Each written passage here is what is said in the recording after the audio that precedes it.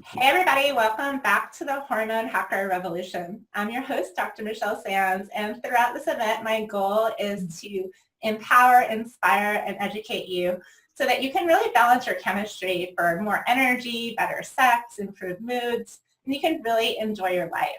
So today we are actually talking about PCOS, and we're going to talk about the PCOS myth. So PCOS is polycystic ovarian syndrome, and some of the symptoms that you might be experiencing if you're dealing with this are weight gain, infertility, irregular periods, facial hair, acne, anxiety, bloating, brain fog, just a general low mood and low motivation for life. And so we have a great expert who is really knowledgeable in the area of PCOS and for really helping us to know how to manage this and what we can do about it. So Rhonda Nielsen is an amazing woman. She specializes in helping women find balance from puberty all the way to menopause. She's a CEO of Insulate Health and PCOS.com, and this is where she empowers women to take charge of their lives and really achieve balance. She also coaches other integrative health professionals so that they can get better outcomes for her patients. And you may have even seen her on network TV on CBS, where she was really featured for her life-changing women's retreats, which that sounds really cool. I might want to go on one of those. One of my favorite part of her bio here, behind the scenes, you guys, I do read bios when I am introducing people, and one of my favorite parts of her bio is that she put that she's been married for 34 years to her hot, sexy lover, so I love that. And she has 2 grown sons that she's super proud of, so that's pretty cool. You can kind of get an idea of her awesome personality just from that bio. So Robin, welcome to the Hormone Hacker Revolution. Thank you, Michelle. Boy, this is like my favorite type of conversation, talking about hormones. Awesome. Yeah, that's what I do all day. And you'd think that I'd be tired of it, but I love talking about hormones. I actually learn new things all the time, and it's just a really ever-changing topic. Just like our hormones are constantly changing throughout our life, then the information that we have and the research is always updating and changing as well. So Robin, the first question that I usually ask people on the summit is just what got you interested in hormone health to begin with? Well, I had my own challenges, of course, as a teenager, and it really all started with, for me, I think the big motivators were acne and weight. Mm-hmm. So while I was never obese, I always had a lot of weight challenges that, just really sort of kept me guessing, and like most women, I underate and over-exercised, and then it made my acne worse, it made my weight worse. I didn't really understand the concept of how to deal with that. And then it sort of morphed into other problems. I ended up having arthritic symptoms in my hands when I was in my 20s, and I had, terrible brain fog. So, I remember being, in college and having to read paragraphs several times, and it was so frustrating. Like, I was really frustrated. And then, I think I went off to, Yellowstone to work for the summer, and I had to take my Sensodyne toothpaste because I had, receding gums and really sensitive teeth. And, I just started thinking about all these things. See, wow, like it morphed into so many areas. We don't really think about that. It wasn't until I started figuring things out that my gums healed, my teeth, for the first time, like in my 30s, I could bite into an ice cream and not,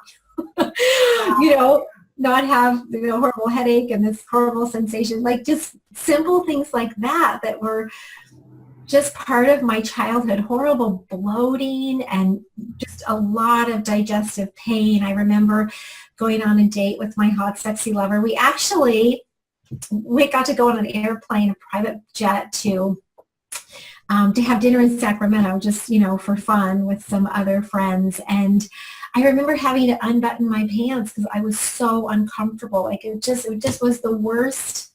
It's really funny you say that because I grew up in an Italian family in New York, and some of you guys know this, but I didn't know that I had gluten sensitivity or celiac disease when I was younger. Like nobody talked about it. We ate pizza and pasta and bread all the time. And after dinner, my uncle and my dad would always unbuckle their belt and like sit back. And I'm like, oh, that's everybody feels like that. It's completely normal because I had to do the same thing, not knowing that it was even a problem. So it's really funny that you said that.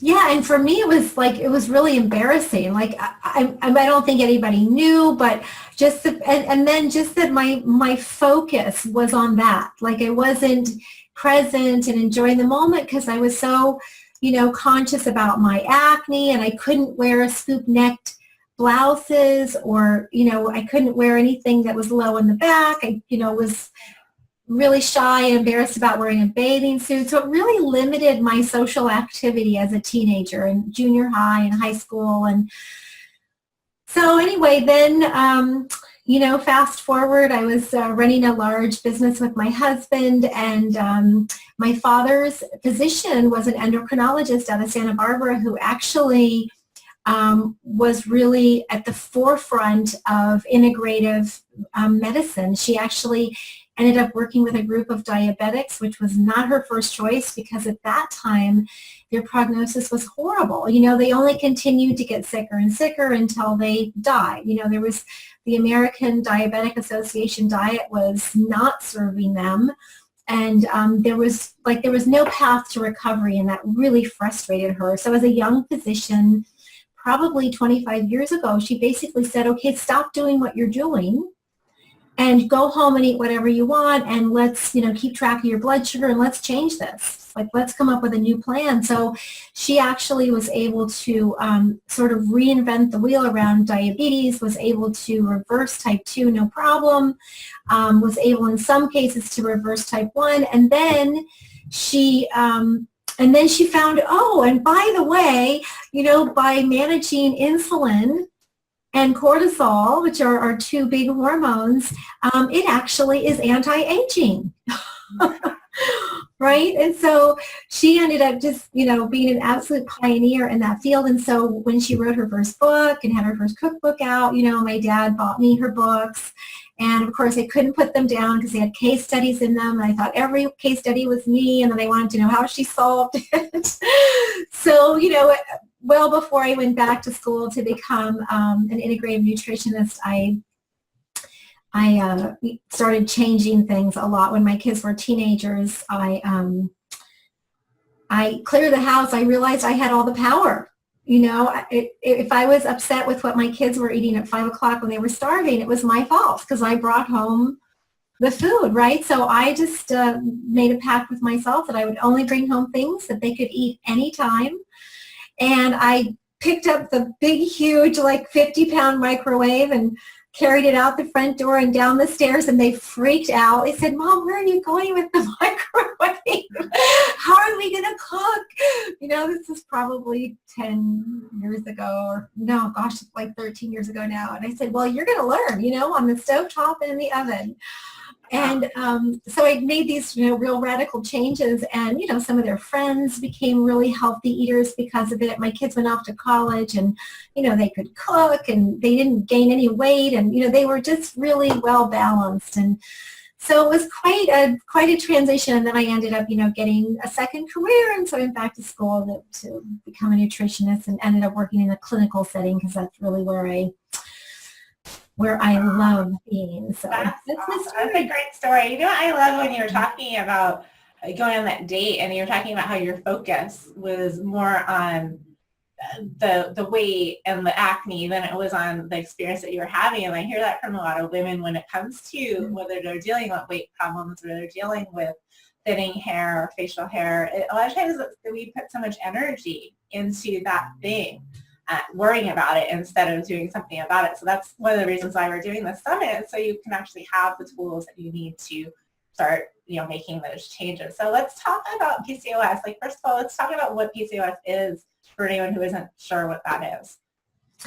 So you described it fairly well earlier on. It's polycystic ovary or ovarian syndrome, and it is a syndrome. So, it just is really a collection of symptoms that get put into a bucket, and it's actually the number one health condition facing women today. It's thought that 1 in 5 women are suffering from the symptoms of PCOS, but it's really, I like to think of it really as a hormone imbalance disorder, which is really what it is. And the reason that the title of my talk is really the PCOS myth, and I had a little subtitle which was "Discover the Real Cause to Balance Your Hormones Naturally," is because I think that there are just misconceptions about what PCOS is all about. And there's the Rotterdam diagnosis criteria, which I think was developed in 2003, just to say if a woman has these 3 things, then she has PCOS. But unfortunately, what's happened is that it used to be that if you went to the doctor with symptoms of fatigue and irregular menstrual cycle or acne or facial hair and your blood tests all came back normal, then you're kind of sent away as fine. You're fine. I don't see anything going on here. Or whatever. Put on the birth control pill and handed some. Oh yeah, you're put on the birth control pill. That's what I got when I was exactly. younger. Or metformin if they discover that you have some blood sugar issues, or if you just want to lose weight and you're not able to by yourself, then maybe you're given metformin. Birth control pill is probably the most commonly prescribed drug for women with any of these conditions because it artificially gives you some of the things that you want, which is it can help with acne. It can think that you're having it can help you think that you're having a regular menstrual cycle when you're absolutely not having a regular menstrual cycle. It can do all these things that, in the short term make you feel happy and make the doctor look like a hero, but in reality it just can make so many of the symptoms worse. So PCOS is, just a group of symptoms, and it really comes down to taking a look at what some of the underlying causes are of your hormone imbalance. And, my whole mission is just, if you have one thing that doesn't feel right for you, let's say that you're just super tired on a regular basis, just that one thing, then it's time to take charge and to do something about it. And I think the most empowering thing for us to know is that our health is in our hands.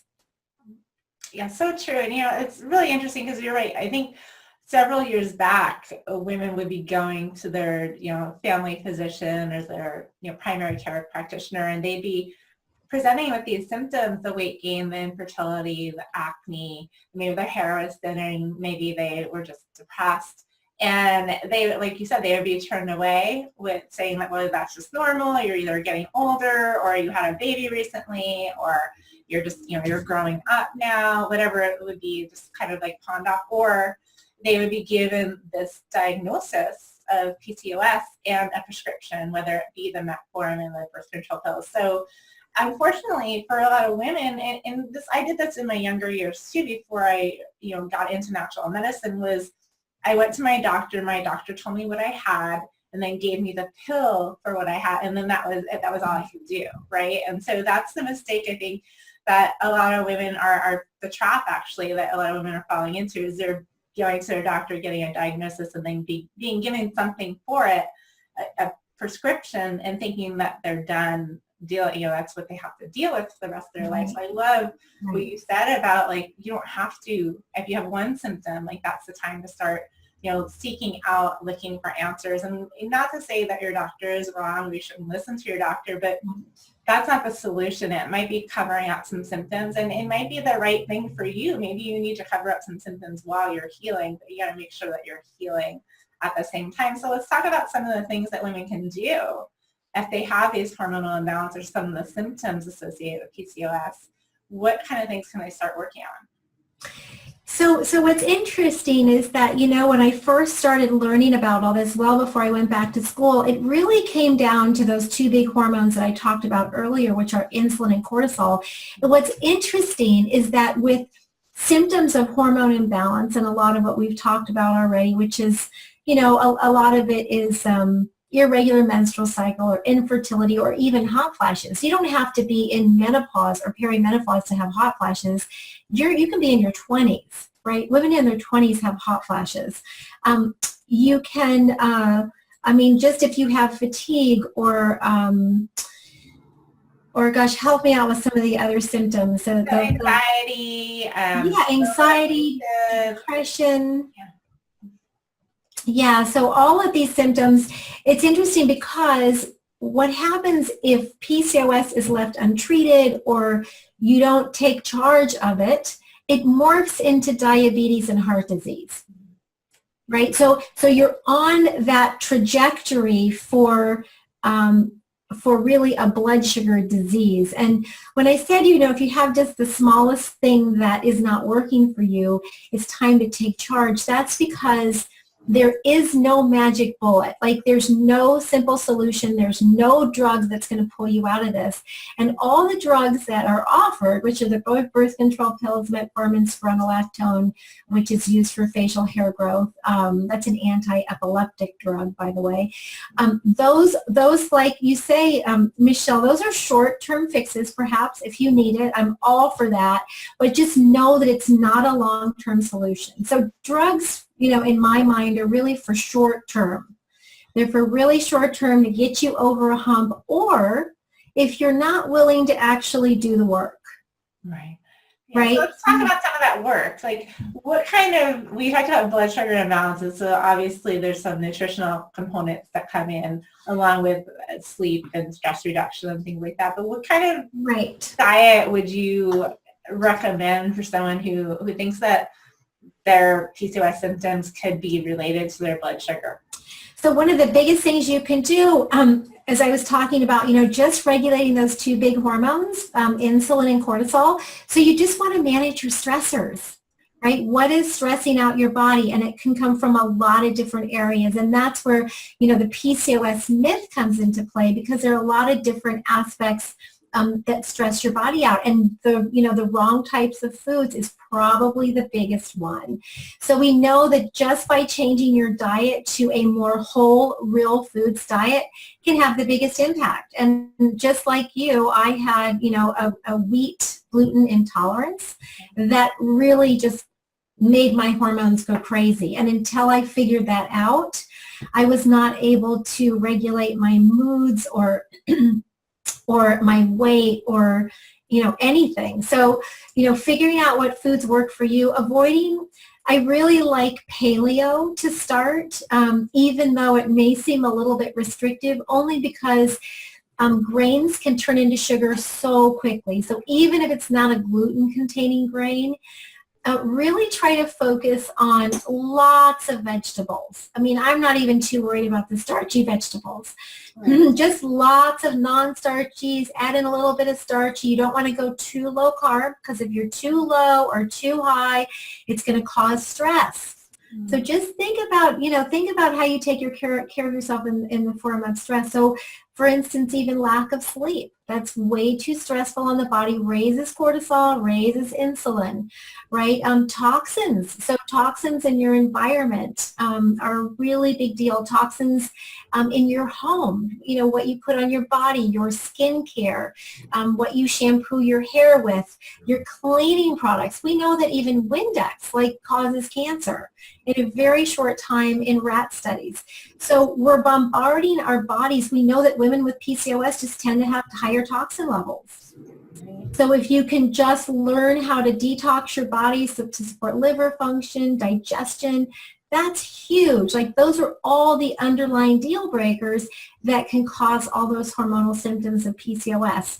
If you have low iron levels, right? So, check your iron levels. I like to check ferritin. That's my favorite iron marker. And just, you want it to be anywhere from 70 to 100. Women tend to feel best when it's around there. I know some practitioners say that just by getting your iron levels normalized, your hair will stop falling out. Yeah. Simple things like that. And, bacterial or viral infections, those are big deal breakers. Those are huge stressors.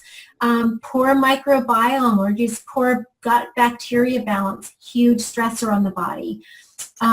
You're too busy, You're just too busy. You don't put your feet up. You don't give your body time to heal and restore. Just toxic thoughts. Yeah. I loved a bumper sticker I saw recently that said, don't believe everything you think. That's great. Yeah, that's really funny, because if you went to the doctor and they told you, here's what you have. You're too busy. You're too stressed out. You're eating too much crappy food, that is your diagnosis. That would help so many more people than the diagnosis of PCOS.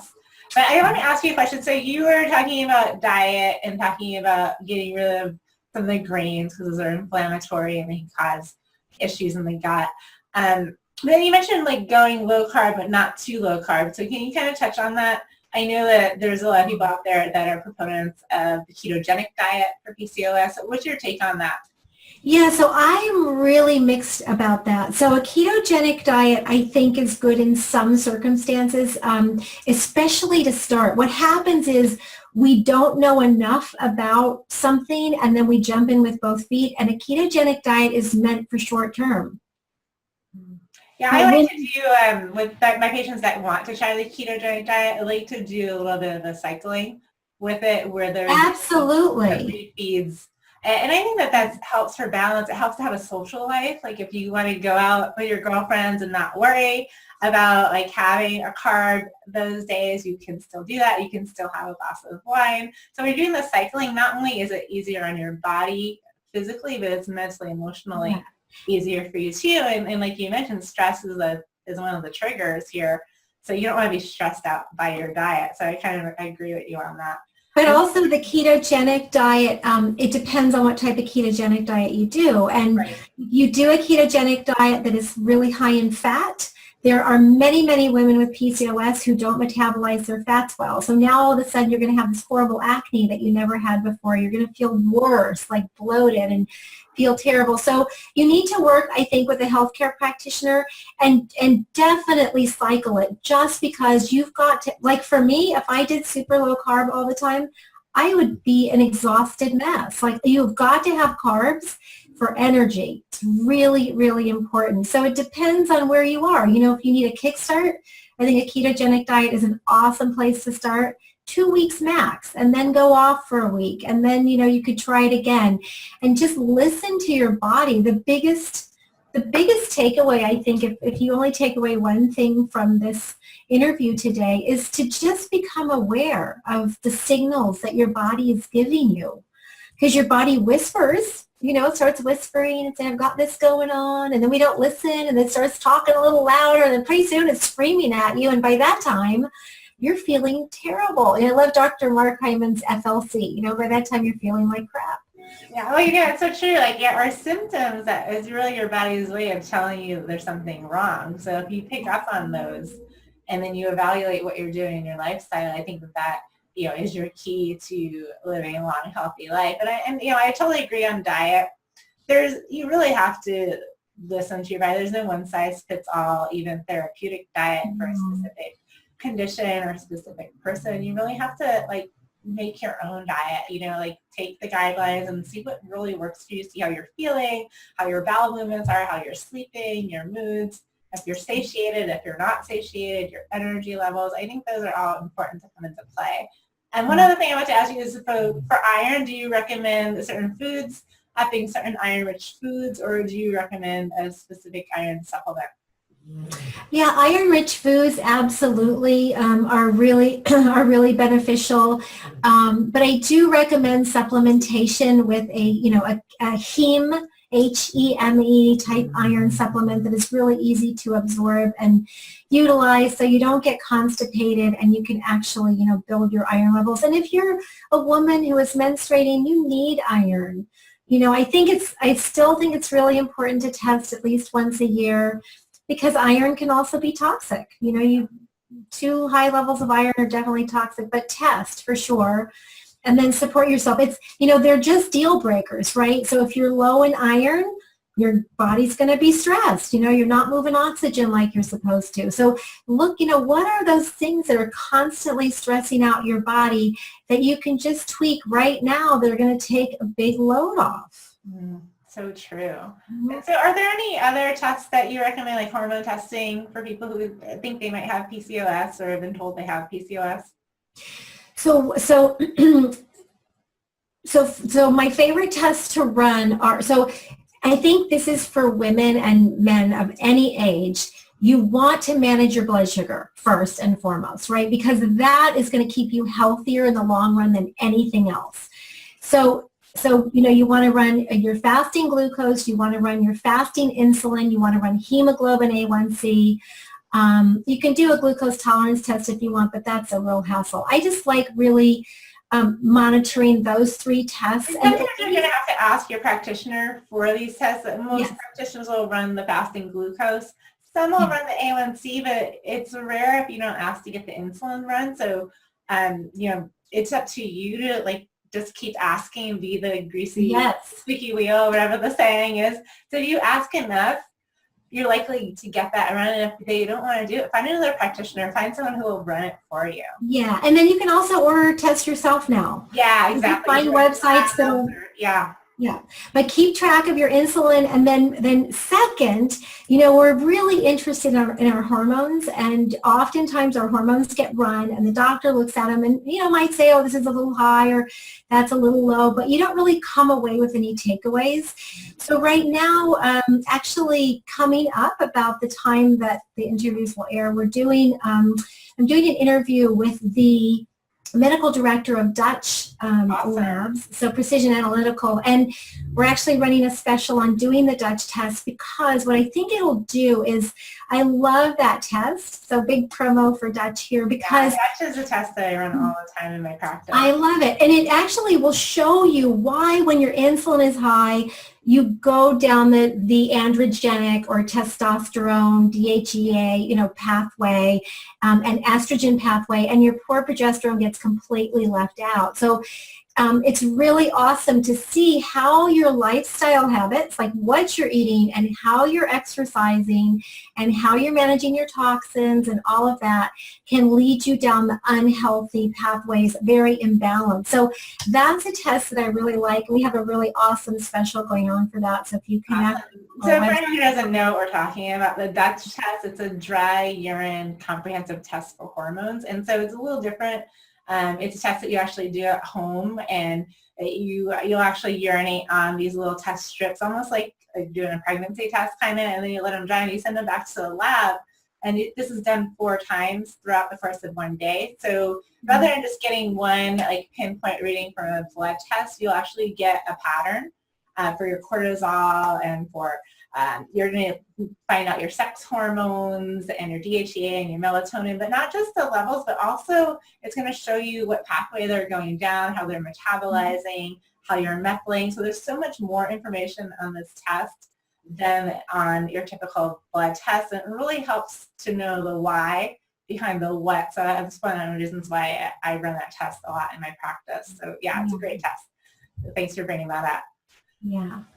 Awesome. That's a good test. So if you're going to do your hormones, you want to see the complete picture. You've got to see the rhythm of cortisol. You want to see how your adrenal glands are doing. You want to see if you're a good converter of cortisone to cortisol. Because I used to suggest licorice root, for support, for adrenal support all the time, and I learned that it's not good for me because right. I would fast. And it's funny because I never really liked it, but I would drink it anyway, thinking it was good for me.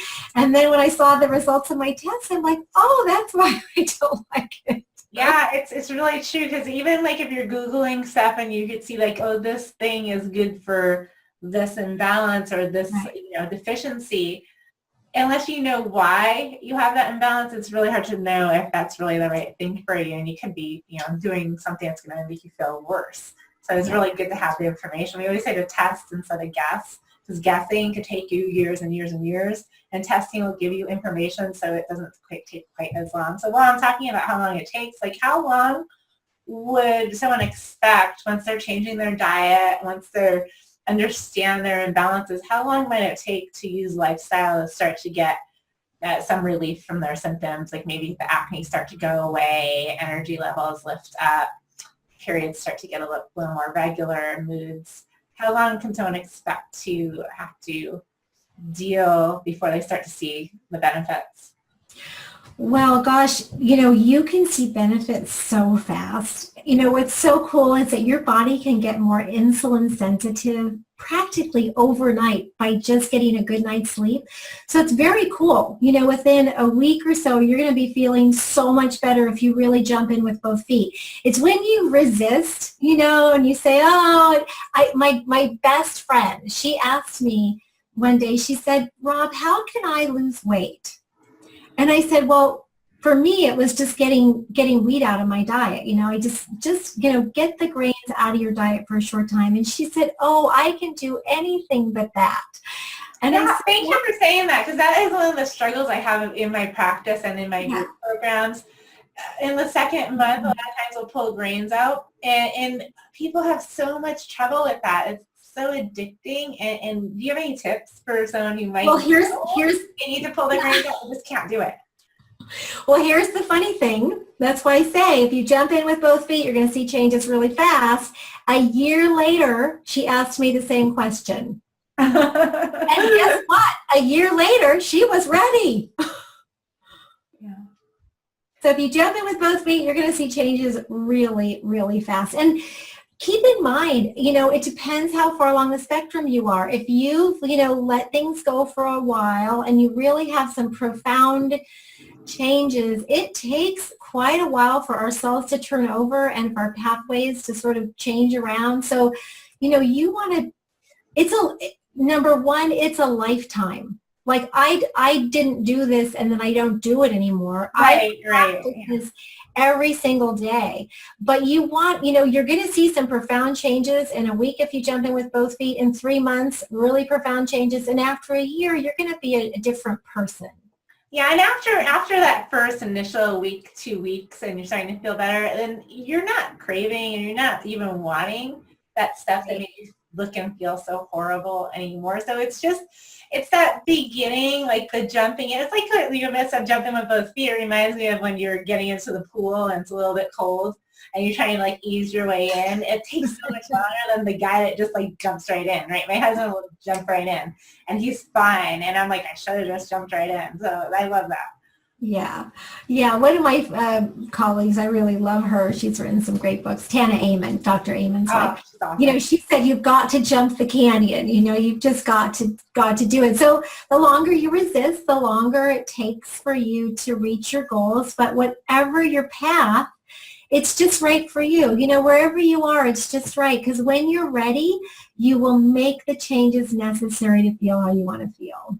Awesome. So you actually have a wonderful free gift for everybody listening. Can you tell us a little bit about that gift? You guys, if you're watching, you can download it just by clicking the button below. But tell us a little about what they're going to get. Yeah, so it's the Roadmap to Hormone Balance. And what I love about this e-guide is that there actually is a cool roadmap in there. So one of the things that our community said that would be really helpful was just like, what are the things that I have to pay attention to get from here to there?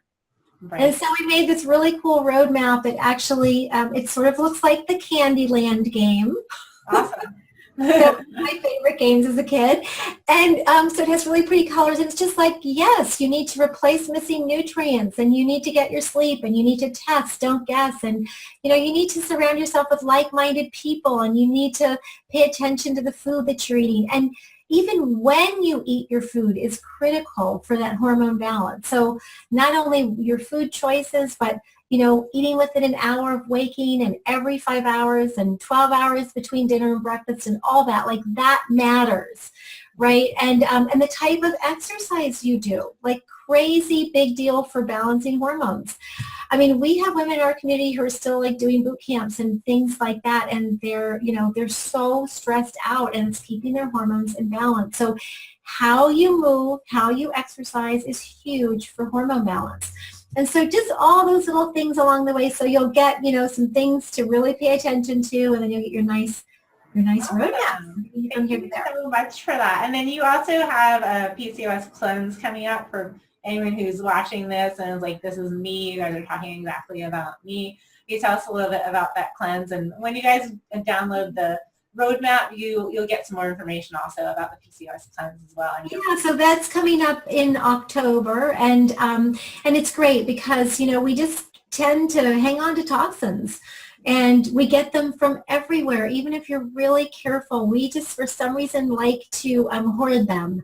And so, once you really support your detox pathways, you just feel so much better so quickly. So, the fall is a great time to do a cleanse. It's the transition time to get your body ready for, the fall and the winter. So, you can feel better really quickly doing a cleanse. So. Awesome. Yeah, and don't be scared by cleanse. Like, we're using using whole, I'm sure you're using whole real foods, and it's not just drinking something that's going to make you poop. So it's not like that kind of cleanse. It's actually like a No, we actually eat a lot. nutrient cleanse. Awesome. Yeah, sometimes the word cleanse or detox can be scary.